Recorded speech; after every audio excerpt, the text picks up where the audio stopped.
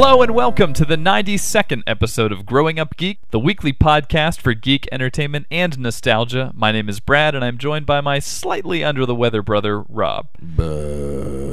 How you doing, man? I'm doing okay. Yeah, I think that was a little exaggerated, but sorry to hear about your cold. Yeah, it's funny because I started a less stressful job. Yeah, but it's like, oh, still getting sick, so I'm just trying my best not to infect other people. One of those sweet data entry jobs where you get to listen to your Palm Pre all day. Yeah, that's right. It's kind of cool. I know you had mentioned before we started that you might possibly do the jumping flash noise as your intro, which is moo moo, I guess. Moo moo. There you go. Yeah, because you're rescuing the moos. I don't know, for whatever reason, I was checking out the intro movie from that game, Jumping Flash 2. Great game, yeah. I was remembering Captain Kabuki. Yes. Like, when his planet was visited by a stranger, and nothing could be stranger than the creature known only as Captain Kabuki. Yeah, and I remember he had his kung fu grip. The size of metropolitan Chicago. That's one of a few very Japanese games that came out on the PlayStation that I really just enjoyed for their Japaneseness, like Parappa the Rapper. I think Katamari later was a lot like that. You know? Yeah. The whole King of All Cosmos is very similar to Captain Kabuki. I think that's what got me thinking about it, because my girlfriend picked up beautiful Katamari. Oh, yeah. She's been addicted to it, so it... What system is that on again? I forget. That's on the 360. That is a 360 game. Oh, beautiful Katamari. I'm sorry, I thought you meant the new one. There's a new one, I can't remember. Yeah, it's going to be like... I think it's PlayStation 3, but I think it's like a throwback to the original. Yeah, I've heard it's good. Mm-hmm. So anyway, speaking of video games, my 360 exploded, basically. Whoa. It was kind of weird how it crashed, because I was playing Beatles Rock Band, and the screen started changing these funky colors. But it was during one of the drug trip songs, so I actually didn't notice for a while that my system was crashing. Like, in that level it seemed normal. And then I was like, wait a minute, why are there are some elements on the screen that always stay the same color, like the bar in the middle and the various icons, and they were changing colors, and I was like, that doesn't seem right. But I kept my mouth shut, and then after we were done, Amber's like, is there something wrong with the color? Yes. And then pretty soon the whole thing just degraded into a black screen with jiggly purple lines. Ooh. So this is the second time I've had my 360 die on me, but it's never been a red ring. Yeah, so this still isn't a red ring. No, but I have a Target 3-year replacement plan, so I just always send it to Target. There you go. And they take care of it. Actually, they send it to a local repair place, but yeah, I have enjoyed my $30 replacement plan so far, and I encourage people to get something like that. Yeah. There's no miracle system. Like, Sony breaks, Nintendo breaks, Apple breaks. It's fair to say the 360 does break more, and I mean, everybody knows that, but... Yeah. Well, it has I think it actually has a 50% fail rate now. It's pretty god-awful, and I actually learned recently, the real reason behind it, and, a lot of it deals with, environmental safety rules that prevented them from using, lead-based solder, which I guess would have held the chips together better. Right. And instead they use some other solder, and that comes apart when the system overheats, and the chips literally detach from the board, or strange stuff like that. It's probably what's happening. My GPU is probably just disconnecting. But yeah, and have you heard that you can fix a lot of this stuff by actually overheating the system again? If you put a sweater around it, exactly, it re-melts the solder, and it will reestablish a connection. Yeah. I'm not doing that.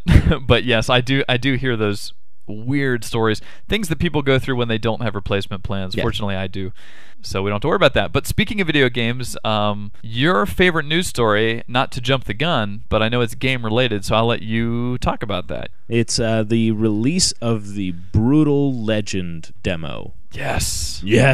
I mean, there's been controversy sort of around how they pre-released this demo to people who would pre-order the game. Yeah. And some people are like, well, what's the point of a demo if you already know you're going to buy the game? Yeah. But, I would have done it. If I was kind of on the fence about this game because I wasn't sure. Right. This is a Tim Schafer game. He created Full Throttle. He created Psychonauts most recently. Right. He's just a incredible developer, but he's never really had his big break as far as commercial success. Yeah. And that's kind of what they're gearing up for with this, because there's a lot of things that are sort of commercially safe Jack Black is the main voice character. I just saw him on the VMAs with those fake muscles. Right. With a t-shirt that said Brutal Legend, and I'm like, you're making it hard to like this game, but I must stay interested. It's Tim Schafer. And so now you've had a chance to actually play it, and I can't wait to hear your impressions because it sounds like, against all odds, it's working out good. It is. Actually, I highly recommend this game, and I'm now highly anticipating it. Sweet. Moment you get your 360 working, download this demo. So what did it? Like, what changed you from hesitance to... You know what? The thing is, it's Tim Schafer's kind of thinking out of the box. Okay. And just his charm. Okay. I mean, we were talking about that with Beatles and stuff, but where God of War and all of these, Dante's Inferno are just doing terrible things to try and shock you into liking them. Right. Like, oh man, this game's so sick, you gotta check it out. Right. This game, while it's a violent video game in that realm, it has that Tim Schafer sense of humor. Oh, okay. The moment you turn it on, the menu sold me. Like, that was the thing. It was like, right. Wow, you're playing a different game. It's a la Napoleon Dynamite, full motion video of like a hand holding a record album. Right. And it puts it down, it says Brutal Legend. Then he opens it up. You see the inside, like, album artwork. Right. I guess it's Tim Schafer's hands or some hand model's hands. It's Jack Black's hands. Yeah, I just heard about that today. Yeah. It is so cool, and I'm just like paging through. I'm like, it's fluid and it's nice. And here's the cool thing: you hit go, and it zooms in on that album artwork and instantly loads. Nice. And then the intro just perfectly introduces this character, who he is, what he's capable of. Right. So you feel like you're in good hands, like, no pun intended, but I mean, like, you can feel at the beginning that you're in a different kind of game. Exactly. I think that there's this kind of feeling that Tim Schafer knows what he's doing and you can trust him. That it's not, well, we're going to try something. And it might not work. Right. Like Fable 2 or something where I see what you're trying to do, but he fully realizes his vision, And the way this starts off at a concert, and he's a roadie, obviously, for this band. Like the story goes, he's like the greatest roadie ever. Right. But this band, they turn out to be like a crappy emo rapcore band. Okay. But what sold me was that the song they start doing sounds like a song on the radio. Oh, nice. Like, that is some sort of Avril Lavigne mashup, like, song that other people probably love. They're like, that's a catchy song. Right. But then, Jack Black's character... He's not about that. He's a metalhead, and he's just like, like... Yeah. And it sets that stage of metal is dead, and you have to, somehow go to the land of metal. Yeah, well, it sounds like Tim Schafer is a huge metal fan, right, and would love to actually do that. It's a little bit like when Alex Ross drew the Kingdom Come. I think you grabbed that when we were in the comic store the other day, the Kingdom Come graphic novel for DC. He was basically doing that in the 90s to combat all of the anti-hero, Cable, those kind of characters. He was like, you know what, I'm going to make like straight up Superman returns to Earth and is like, I'm reclaiming this, Yeah. for like the Golden Age hero. That sounds like that's a little bit like what this is. So, cool. Is there any gameplay stuff you can say real quick that, like, I can look forward to when my 360 works again? Your guitar is a weapon, playing it, in the same way that, like, that's the thing, is like, this is what metal bands pretend to be. Right. You watch the Dragon Force video, they're using their guitar playing skills as a weapon. Right. But that doesn't happen in real life. But now in this game, like, that's really the case. It's like, if you play something awesome, it blows a guy's head off. Right. It does sound pretty awesome. I know. And so you play that, and suddenly, like, the gods of metal bequeath you with a car. Yeah, and when you say it that way, it sounds like there's nobody else but Jack Black. You know what I mean? Like, it forces the issue, like, he is that in real life. Like, he's talked about metal and the return of metal and the goblets of rock. And so I don't feel so creepy about it, It's not like when you just have some random celebrity slapped into a game for the sake of celebrity because that game's not good enough to carry its own. Right. Jack Black actually kind of takes a back seat to this, stuff that you're playing. Right. It was just cool, So awesome. I'm appreciating it, and I'm definitely going to give that game a look when it comes out. Yeah, I think that's moved up to one of my most anticipated for sure in the remaining. Is it coming out this year? I can't actually remember. I think it is. Yeah, it's coming out very soon. I guess so, if there's a demo out, huh? Yeah. Awesome. Looking forward to that. My favorite news story this week was the TGS news that came out. For those who don't know, Tokyo Game Show generally has some good news. This year, not so much, but there's a couple things that will fire out, some mini bites of news here that I did like. One of them is that Super Street Fighter 4 information came out, and that is going to be a retail disc. Right. Like, when you hear that, you think downloadable content. I know. But no, it's going to be a retail disc. Capcom says that the code for Street Fighter 4 was designed in such a way that it can't do the things they want it to do in Super. So apparently a lot of new features that they want to support. 8 new dudes will be available, and they're kind of sketchy in terms of like who they are, but the rumors are DJ, which excites me, T-Hawk, who's already actually been shown, and a new character called Juri, I think. Juri. It's cool. I mean, it's completely like Capcom to do that. I am not sure how excited I would be to buy another disc, but, you know, obviously 8 characters is about what they've done in the past when they've released a new game, so we'll have to see how that looks. Also, Dead Rising 2 looks bad, in my opinion. You mean it looks bad, or it looks... No, it looks bad, not good. Oh. I'm a big fan of Dead Rising. It's one of the first games I bought when I bought my 360. And there's something about that game, like the motion blur and just the general graphic look, that makes you feel like, whoa, this was definitely a new generation of graphics and stuff that this game almost seems to not have. Like, this looks much more stale to me in its art direction. You just sort of have this dude launching a wheelchair into a crowd of zombies, and yeah, you have zombies, and yeah, you have a dude, but everybody looks kind of like poorly animated and stiff, and like, I don't know, when Frank would like swing a TV, he would like get really into it. You see this huge wave of like blurry blood shoot off of the person.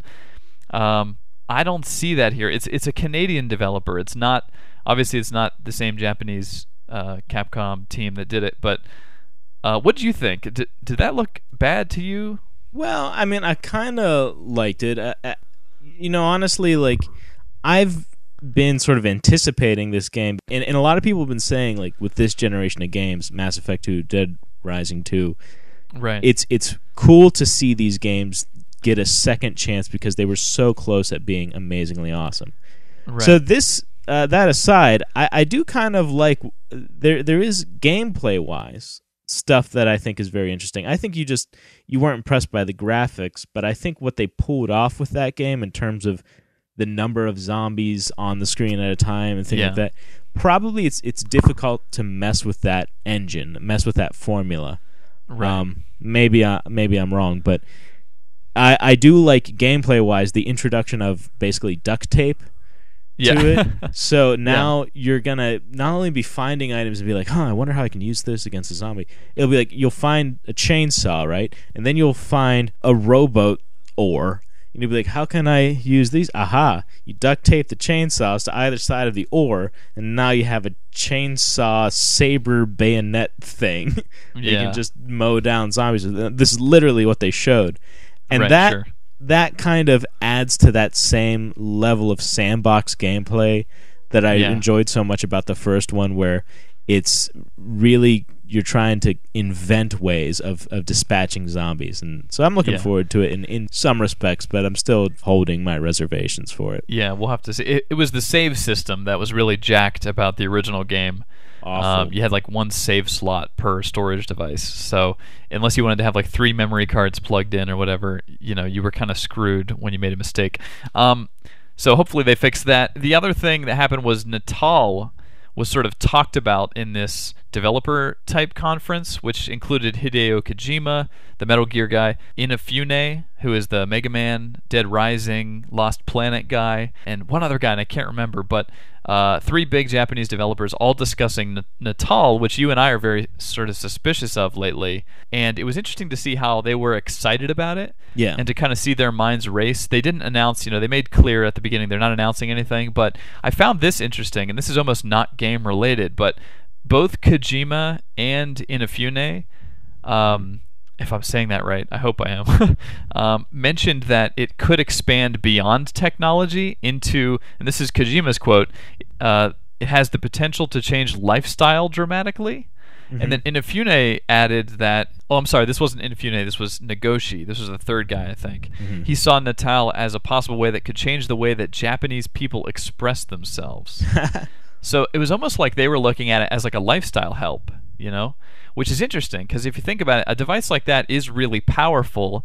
Maybe we're skeptical because we like the old controller, but they're talking about, you know, like, what would this mean potentially for other forms of interaction, other ways of doing things. They seemed excited about the microphone.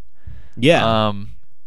And again, they didn't confirm anything in particular, but Kojima actually thinks that this is like the 2D to 3D shift, like the shock that he felt looking at it. They were pretty clear, you can't design games on this to work like the old ones. Like, new kinds of games have to be created. Right. And that is the case. Like, remember with 3D, the PlayStation 1 kind of had this rocky start where people weren't sure how to rectify things with 3D. And we had a lot of games that played awful. Like, they were crap. We played them because the graphics were cool, but you know, you could only maybe have a racing game or something that really worked until maybe Mario 64. So the question is, who's going to be the one to really land, this is the formula for using this kind of control? Right. It almost seems like someone's going to have to make a new kind of game.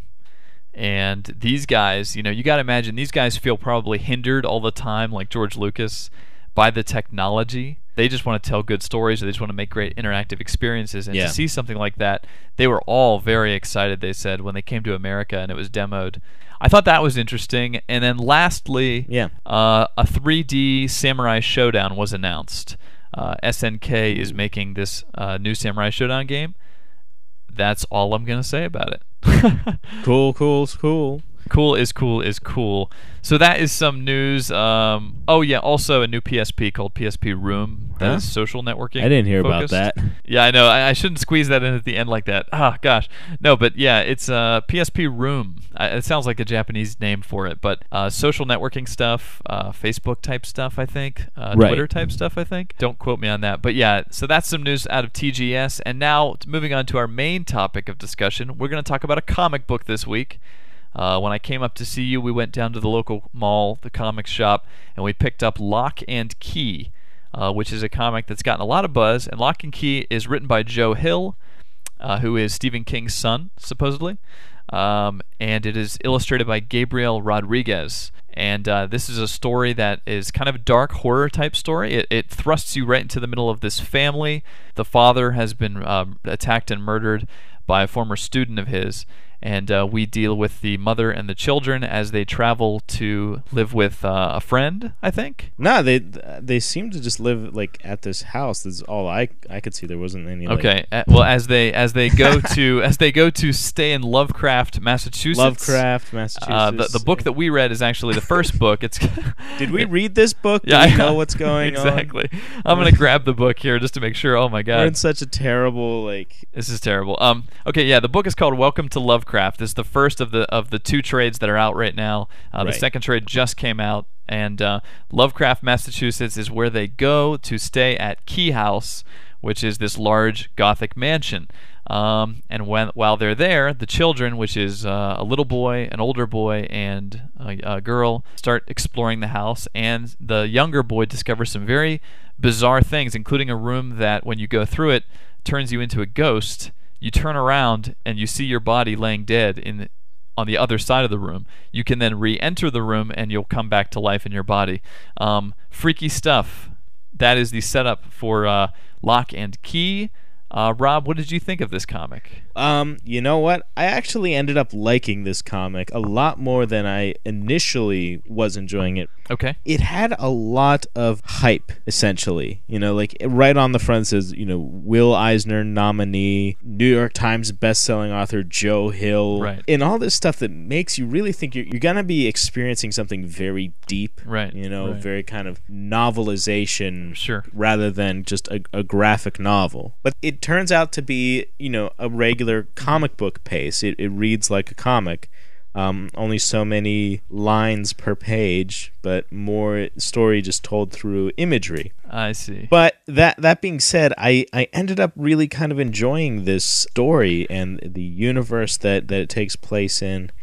Yeah, I had trouble getting into the book as well. I think partially because there's sort of a denseness to all the characters he's introducing you to, and he's using flashback and like partial flashback. Yeah. It's a little jarring. Like trying to, I must say, the art is great. The art by Gabriel Rodriguez is awesome. Yeah. But the first issue or two took me a little bit of time to adjust. Right. The narrative starts off twisting quite a bit, and I kind of got the feeling in that first issue that it was almost like a pilot. Right. Yeah. So what was it that got you to now say that you enjoyed it a lot? What happened later? Well, non-spoilers, of course. Yeah, exactly. But in true kind of Stephen King, M. Night Shyamalan fashion, it's whenever things start to go supernatural. Right. All of a sudden, you find out that something that started off as being very grounded, all of a sudden that becomes different. You're now seeing it through a supernatural light. Right. They introduce a really interesting mechanic in this book.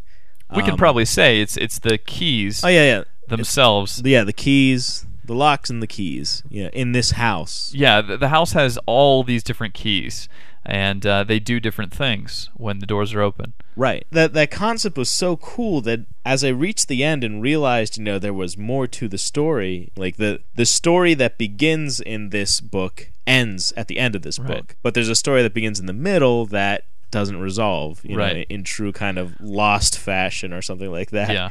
And it ends with another key. Right. I don't want to give away too much, but no, that's fine. It leaves you saying, I wonder what that does. I wonder. Yeah. Because you learn the keys have such unique properties, what they do. It's very creative. Yeah. It's almost like a new way for superheroes to get their powers. Right. Making this up, but I have the key that turns me into metal. And yeah. Well, no, we can probably say there is a key that changes your gender. Right. There is a key that opens into any room that you want. There's actually a master key called the anything key. Some of these things. And what I really loved was at the end of the book, you see one picture that shows all of these different keys, and I just, like you said, my mind sort of opened up of I want to know what all these different ones do, because just seeing the ones that he focuses on in this book, they were really well fleshed out. And that's the thing, you mentioned the supernatural. In so many different stories, supernatural things are botched, in my opinion. I would point to the show Wonder Falls. This girl works at Niagara Falls souvenir shop, and the little animals start talking to her in the souvenir shop. It's really cool, but then it doesn't ever explain why. There's not a great explanation for it. It's just to be different and supernatural. Or Pan's Labyrinth, which has a lot of freaky creatures, and I know a lot of people love that movie. I'm probably stepping on toes, but if you think about why these things occur in that story, they're never quite fleshed out all the way. She crawls into a tree, she sees a frog, she gets a key from the frog, but why?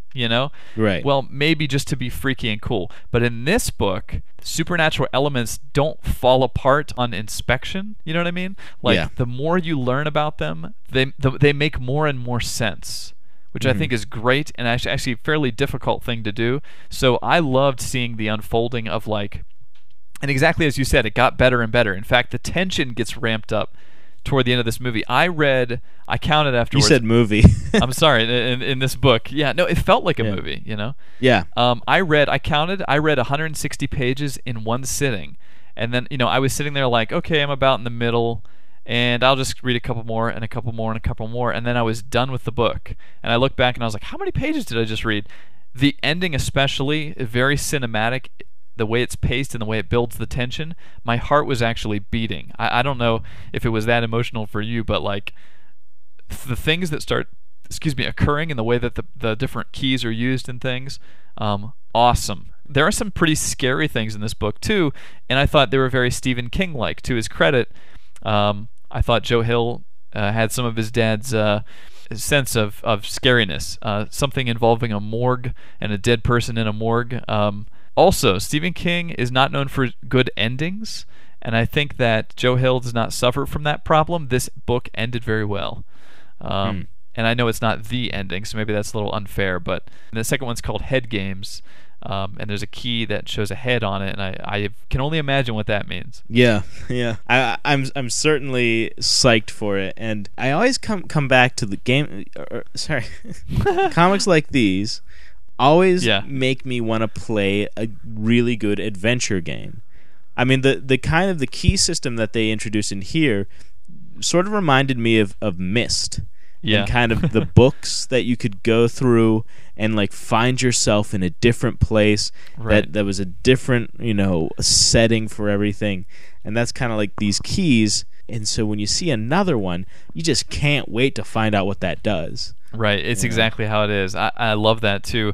By the way, a totally cool moment I'm discovering in Myst 4, which I mentioned before that I'm playing again, or I'm playing for the first time. You find out where the sons were banished to, and the one son, Cirrus, the smarter one, is on this like metal world with all these spires. Anyway, so he's trying to get to the ground because the spires are up in the clouds. And he's like, my father must have, when he left here, the linking book dropped, and it's got to be somewhere on the ground. And then you see how far down he's gone, and like beneath the clouds, it's like a planet underneath you. Craziest, freakiest thing. Like it's 1,000,000 miles down. Wow. Anyway, it's a mechanic that adds a great palette for the writer to paint on. Yeah. I would say at the end of just to summarize, Lock and Key is its own thing, and it is awesome. I don't think that we're on the same emotional level about this book, but again, it's rare that I come across something that's like that is its own world, and it definitely has that. So like you mentioned being in good hands with Tim Schafer. I think you're in good hands with Joe Hill. I would recommend read this book. You know what? Yeah, pick up the first book and give it a try. And like there's no way, I guess, to rent it unless you go to the library and they have it. Yeah. Definitely a rewarding book, and it gives you a lot to kind of chew over, and they establish kind of that feeling of not being safe. You were talking about just how intense the ending is, and a lot of that is because of what Joe Hill did throughout the beginning of the story and through the middle to kind of just show you how dangerous things can get. Yeah. So that is Lock and Key. That was Welcome to Lovecraft. But Head Games is out as well, so check those out. And now, before we close out our show this week, we always like to get a little nostalgic and reminisce about growing up geek. And this week, the Dark Crystal is coming out on Blu-ray. Oh. So I figured we could have a Dark Crystal quote off. And here's how this will go. First person to not be able to throw out a quote loses. Let's see what happens. So, begin. Okay. That's a quote. Yeah, I guess that counts. It's almost cheating. I would say bouge, bouge, bouge, bouge. I hate your whimper, Chamberlain. You got to keep it going or you lose. I know. 5-second rule. Okay. Ça va. Yeah, the pod people. How do you say thank you? Ça va. Yeah, those pod people were so freaky. Oh God. Of course. I am still emperor. It could be the end of the world. Or the beginning. A little Olgra accent, yeah. The great conjunction is the end of the world. Oh, jeez. Words. My master told me that books were words that stay. Are you a gelfling? Yeah. By gelfling hand or by none. And then, of course... Oh. Actually, you should be able to do that really well now with your cold. Oh. All right, I think we'll leave it at that. Yes, The Dark Crystal is awesome. We watched it way too much when we were kids. I realized that like 90% of my quotes that I do from movies are from that movie specifically. Wow. So, yeah, Dark Crystal on Blu-ray. It actually looks pretty good. They've restored it, I think. I should really look things up before we record. It has such a following that I think it deserves that kind of thing. Yeah, exactly. So that's going to do it for this week. If you would like to email us, you may do so. Just Google Growing Up Geek and click on our email link. That will send it to us. And as always, if you want to follow Rob throughout the week on Twitter, you may do so at twitter.com/GUGRob. Once again, my name is Brad. Well, I can't take it anymore of your head games. Yeah. And we'll catch you next week.